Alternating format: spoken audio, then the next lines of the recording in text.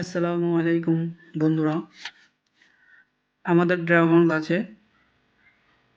অনেক ফল ধরেছে।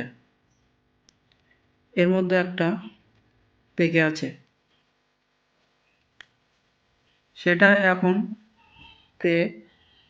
তোমাদের দেখাবো। ফলটা কি সুন্দর কালার হয়েছে, খুব সাবধানে তুলতে হচ্ছে, না হলে হাতে কাটা ফুটবে এবং লেগে যাবে। আমি তুলছিলাম, তখন একটা বাবু দেখছিল, তখন কি সুন্দর কালার। একটু জল দিয়ে ড্রাগনটা ধুয়ে নিলাম।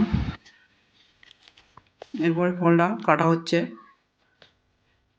দেখো, ফলটা সুন্দর রং হয়েছে।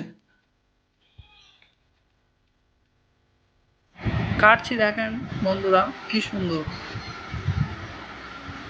কালারটাও, মাশাআল্লাহ খুব সুন্দর। মাশাআল্লাহ মাশাআল্লাহ, কি সুন্দর কালার হয়েছে। দেখুন, অপূর্ব। একটু ছিলে নিতে হচ্ছে। একটা পাত্র রেখেছি, রাখার পরে এটা টুকরো টুকরো করে কাটা হবে। কেটে সবাই মিলে খেতে হবে। মোট 6 পিস করা হলো। বাড়ির গাছের ফল একটা সুস্বাদু, খেতে মজা আলাদা।